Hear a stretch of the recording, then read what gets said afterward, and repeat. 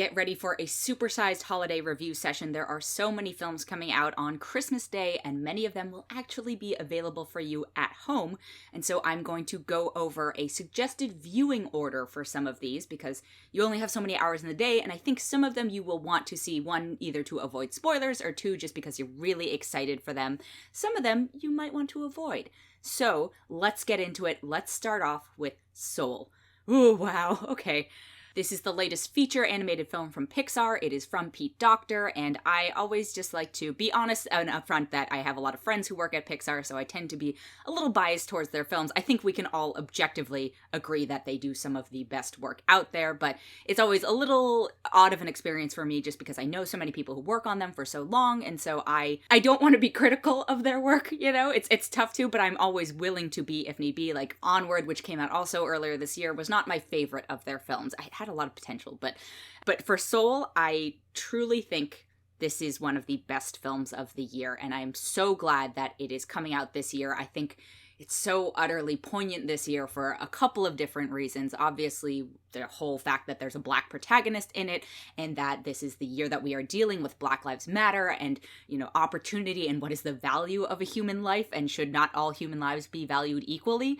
That is a greater meta question that Soul does not necessarily deal with in the context of Black Lives Matter, but I think that as an adult viewing it, that's something that will cross your mind during the process.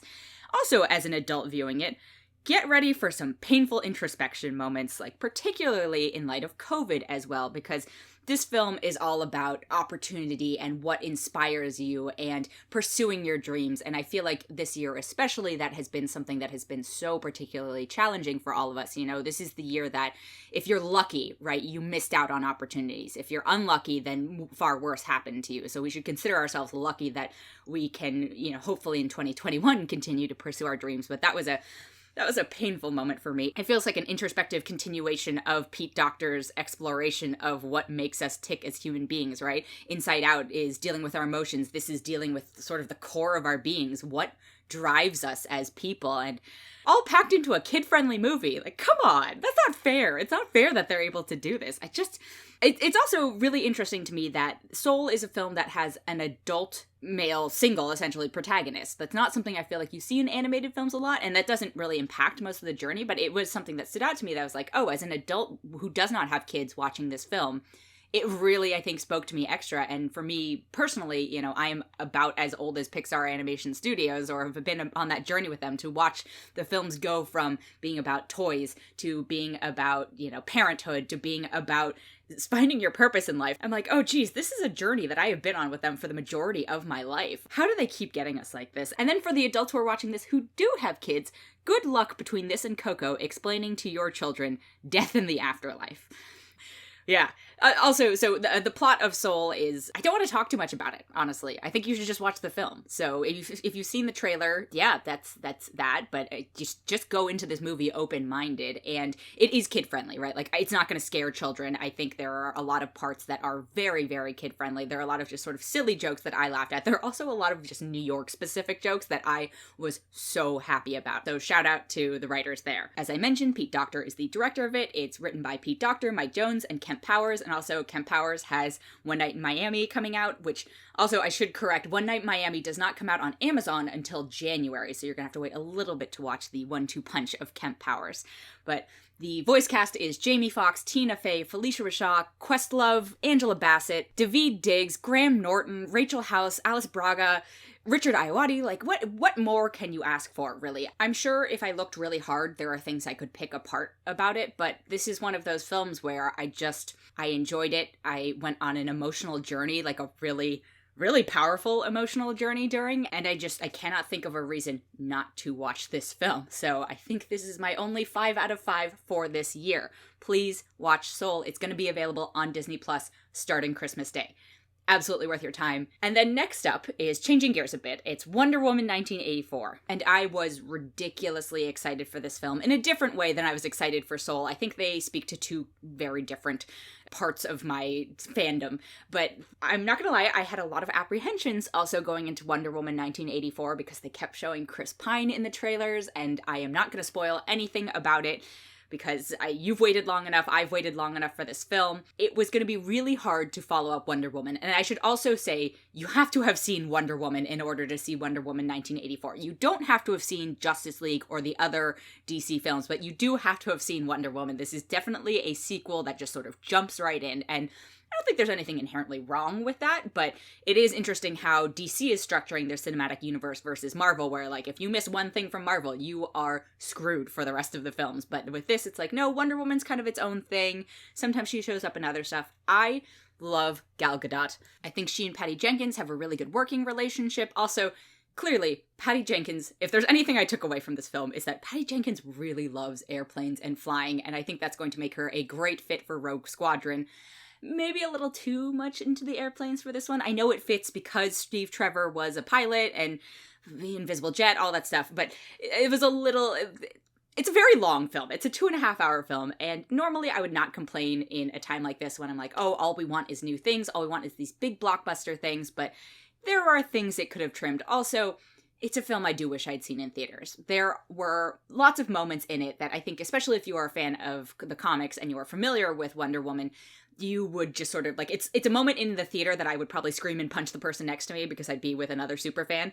But watching it on my own, on a sort of average size screen, it doesn't quite have the same impact. And that is a bummer, but I so appreciate that they are trying to make it safe for people and giving people something to enjoy this holiday season. I appreciate the move. Let's get into the film itself. Again, no spoilers, but doesn't quite live up to the original. And that is very understandable. I wrote about 4 pages of notes, so when I do go into the sort of in-depth discussion, I will have a lot of questions. It's fine. It's a fun movie. I enjoyed it. Again, it's a little bit long. I like the idea of Pedro Pascal and Kristen Wiig as villains. You know, that's not really a spoiler if you know anything about Wonder Woman or have seen the trailers at all. But it is a little odd to me that DC in general, I feel like, at least on screen, has a better pool of villains to draw from than, let's say, Marvel, right? And Marvel does this thing where their villains tend to be disposable per movie, whereas DC, you've got these sort of arch enemies. And Marvel has that too in the comics, but they've just sort of chosen to structure their friction differently, whereas DC, like, they've been doing this thing where they've had these big bads who are only in one movie per thing, and I'm just like, I don't know if that's working for them. Like, I like Batman having a Joker. And so when you tell me that Cheetah, who is basically Wonder Woman's one of her best arch nemesis, is being introduced in this film, I want Cheetah to be spectacular, and I want Cheetah to match Wonder Woman. And this is where it got a little weird. So Kristen Wiig, I think, does a fine and a good job. There are some issues I have in general in this film with the female characters because it is a film driven by female characters. And I'm like, just because it's a film, quote, aimed at women, it's not aimed at women. It's aimed at all audiences. But do we have to have so many plot lines about shoes and clothing? And, you know, it's just like, can we move past that?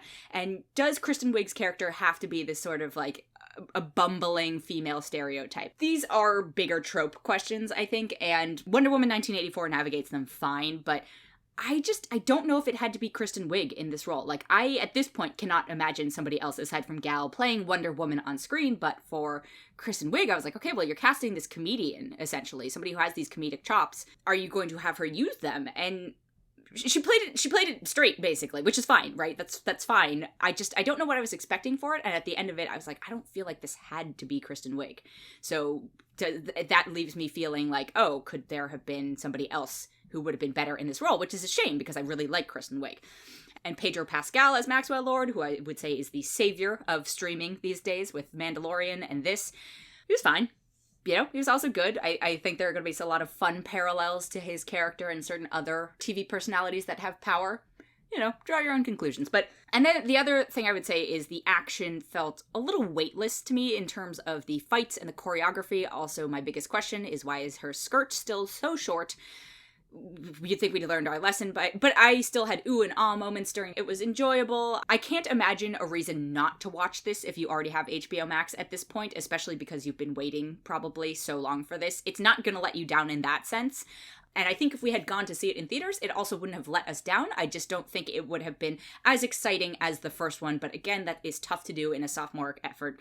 So overall, still enjoyable. I think a lot of the joy from the first one still carries over. I think there are a lot of things that I wish they'd done differently, but again, we'll save that for a later date. And you're going to watch it anyway, and I do hope you enjoy it. I personally am going to give it 3.7 out of 5. And now let's quickly talk about viewing order, because Wonder Woman, big action, fun, punchy thriller, right? And then Soul is this very introspective at times, also fun and zany at times, but the overall feeling you will have after Soul is very different than the overall feeling you will have after Wonder Woman 1984. So I'm not going to prescribe a viewing order for you exactly, but what I'm going to say is, I'll actually send an anecdote. One time I did a Ryan Gosling double feature, and I watched Crazy Stupid Love and I watched Blue Valentine back to back. And I watched Crazy Stupid Love, which was the lighter of the two films, first, and then I went into Blue Valentine, and I personally felt that that was a mistake because there was a lot of crying involved. I was very heartbroken at the end.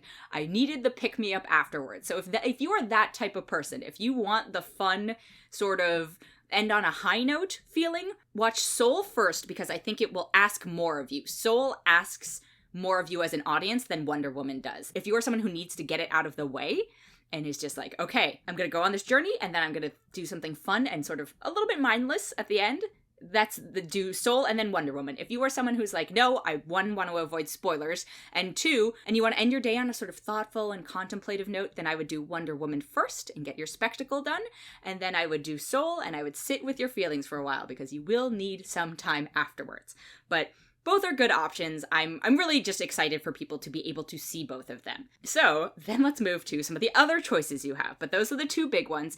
As of the 23rd, if you want to get a little bit of a head start, Sylvie's Love is out, and that's on Amazon Prime. And it's written and directed by Eugene Ash. It stars Tessa Thompson, Nnamdi Asomugha, Eva Longoria, Aja Naomi King, Wendy McClendon-Covey, Jemima Kirk, and Tone Bell. And, okay, I think it's a good film. It's about this character Sylvie and her relationship with a character named Robert, and the course of their relationship over a couple of years. And I have a couple qualms with this one. I think the actors do a decent job in it, but there are a couple things that I wish had gone a little bit differently. This is a film with the woman's name in the title, and I really do wish that we had focused more on her storyline.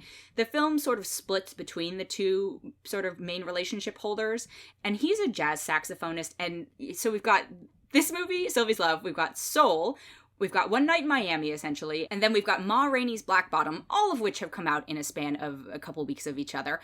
And they all feature Black protagonists who are heavily involved in music. And while I totally understand, Sylvie's Love is a period piece, it's set in 1957, I get for these period pieces especially that at the time there were not necessarily a lot of careers available or glamorous careers available to Black people. But I do wish that we would start telling stories that were not just about Black musicians. Like, there have to be other relationship stories you can explore that do not require music as a part of it. And I know that music is a great sort of parallel expression for emotions and feelings, and that Soul heavily relies on that.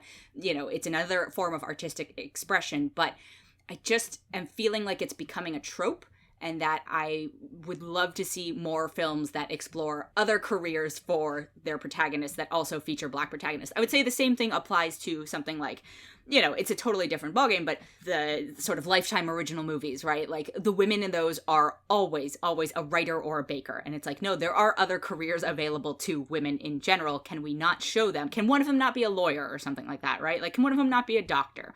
There are other things that we need to start exploring in terms of representation. But again, I acknowledge that setting them in a certain historical time period does sort of constrain the abilities of these characters. But what I liked about Sylvie's Love is that Tessa Thompson's character, Sylvie, is somebody who is trying to break a glass ceiling in terms of job availability. Like, very early on, she states, like, oh, I want to be a TV producer.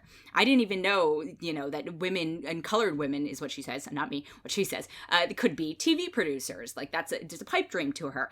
And I'm like, yeah, great. Let's explore more on that front. Let's just not have everyone be a jazz musician. So to build off of that, I wish we had followed just Sylvie's perspective on this. Like, I didn't need Robert's perspective. I thought her story was really strong and that we could see his coming into her life and through her eyes, but trying to give him sort of equal screen time to her, it didn't work for me. And there were a couple of moments where I was like, oh, this is definitely written by a man. A well-intentioned man, but written by a man nonetheless, about a female protagonist. The other thing is, like, I wish there had been just a little bit more chemistry between the leads. I just didn't quite feel it, and for something that relies so heavily on you investing in their relationship, I was just like, oh, I wanted a fire there. And maybe that's just naive on my part. And I also acknowledge that not all relationships are just fiery and passionate. Like, you need trust and you need friendship and you need other things as part of it. But the way this story in particular is structured, it feels like that should have been a bigger factor in it. Overall, I think it's a fine film, you know. I think especially coming out on streaming, getting a head start if you want to watch it today or tomorrow and then watch the other films on actual Christmas, like, that's totally fine. It's a decent movie. It's just not an amazing movie. And I think there are maybe some major changes that could have been made that could have pushed it over the edge, but that would make it a completely different movie. So I personally am only going to give it 3.7 out of 5. And then we get to a duo of films that I'm just like, people must be stopped. So next is The Midnight Sky, and it stars George Clooney, and it's directed by George Clooney, and it's on Netflix, and it's out on the 23rd. And this is one of those movies where I'm just like, I swear to God, if this is just George Clooney directing himself in the Arctic, I will lose my mind. And that is actually pretty much what it was. So this is another film where I'm like, this would have been better if it had been told from another character's perspective. Much like Sylvie's Love, I wish they just focused on her perspective. This one, I wish it had been told from the perspective of another set of characters instead of trying to split their time. This whole sort of trying to split your time and compromise thing ends up in a compromised vision. The premise of it is basically George Clooney is this lone scientist trying to contact a crew of astronauts after something catastrophic has happened on Earth. These astronauts are coming back from an exploration on Jupiter where they're trying to see, or a moon of Jupiter where they're trying to see if that can sustain life. So you've got George Clooney, you've got Felicity Jones, David Oyelowo, Tiffany Boone, Damian Beecher, Kyle Chandler. Like, it's a decent cast. And I wanted it to be either like a sci-fi epic or a horror film or something, but then it also starts to do this sort of self-indulgent flashback thing where you see young George Clooney, and the only compliment I will give it in that respect is they at least cast someone as young George Clooney instead of trying to do the creepy CG de-aging thing. They cast Ethan Peck, who is, I think, the grandson of Gregory Peck, as young George Clooney. And I was like, okay, thank you for not doing the creepy de-aging or the creepy CG version thing. Like, I appreciate your commitment on that front. The rest of the film did not appreciate. I was just really bored, honestly, is what it comes down to. It's a 2-hour movie. It's like George Clooney is trapped on this Arctic base with, like, a young girl gets left behind, and between this and the next film, which is News of the World with Tom Hanks, I'm like, please stop doing this whole, like, oh, we're gonna soften these older classic actors and put them with, like, a young girl, and that'll be the storyline, and that's why there will be emotional stakes. Like, I don't need this. I don't need that. I need good actors. I need good stories. I don't just need these people who are considered likable, right? Like, you're just cashing in on the appeal of the star power of these actors and not necessarily their acting abilities. I don't even know if George Clooney acted in this. I think he was just being George Clooney. I think everyone else is sort of trying. Everyone on the space station is trying. But those sequences were so slow and bloated, and I was just like, I don't care. I don't care at this point. I didn't care about this movie. Even though this is available to you, don't watch this movie. Like, just save your time. Watch all the other things. I'm a fan of sci-fi. I'm a fan of drama in general. Like, put something in space, great. Put something post-apocalyptic, great. Put something as, like, a deep relationship drama. I'm also on board with that, but do it well. So, pass on this one. I'm only going to give it 2 out of 5. And then my last film for this week is called News of the World, and I'm not 100% sure how or when this is going to be available on streaming, but it comes out technically on Christmas. It stars Tom Hanks. It's set after the end of the Civil War. Basically, Tom Hanks is a early news reporter. He goes around from town to town and reads the news to locals. And early in his journey, he comes across a young girl, played by Helena Zengel, who basically has been raised by Native Americans, and so she's white, and so she doesn't speak English, and her tribe has been wiped out, and so he takes her to town and then, like, gets stuck with her, basically, and it's their sort of on-the-road adventures. And I just cannot believe we made a movie about a white girl instead of a native girl. Like, this just feels very tone deaf to me. Using a white character to teach indigenous culture in 2020, it's not necessary. And this film was not good enough in any way, shape, or form to justify any of that. This is a film for your dad. if you have a white dad, which I have a white dad, this is a dad film, as I call it, and much like I think Greyhound earlier this year, not very good. Now, if I had to pick between this and The Midnight Sky, I would pick this, but that's not saying much. If they had made this a Western thriller and that the plot did not center around the fact that she had been raised by Native Americans and that she didn't speak English and that, you know, all of this basically sort of appropriation stuff happening, and there's absolutely a way they could have done that because basically, this is a mild spoiler, but she comes from a German family and so she didn't even necessarily speak English anyway, so why not just have it be he stumbles upon a person who doesn't speak English? They don't have to be raised by indigenous people, they can just be a character who has a language barrier. Then it might have been an acceptable or better film, but the fact that it was just like, you know what's totally okay to do right now? This. Just, that's a hard pass for me. I can't in good conscience recommend this film. Also, it's just not like a great film. It's also 2 hours. It also feels long and bloated. There are just so many changes they could have made that would have made it fine. You know, it would have at least elevated it to fine. But, like, even in terms of an action film, because it's directed by Paul Greengrass, who did the Jason Bourne films, like, it's a pass. It's also a pass. And I think it's just completely trying to cash in on the fact that people like Tom Hanks. And much like George Clooney in The Midnight Sky, Tom Hanks isn't, like, really acting in this. He's just being Tom Hanks with a little bit of a twang. So I personally am only going to give this, I'll be a little more generous with this one because at least it had a plot that made sense. Sort of tried, but it's still not going to be a recommendation from me, so I'm only going to give this 2.6 out of 5. So lots to choose from, thankfully, and I hope this has helped equip you for your upcoming viewing choices.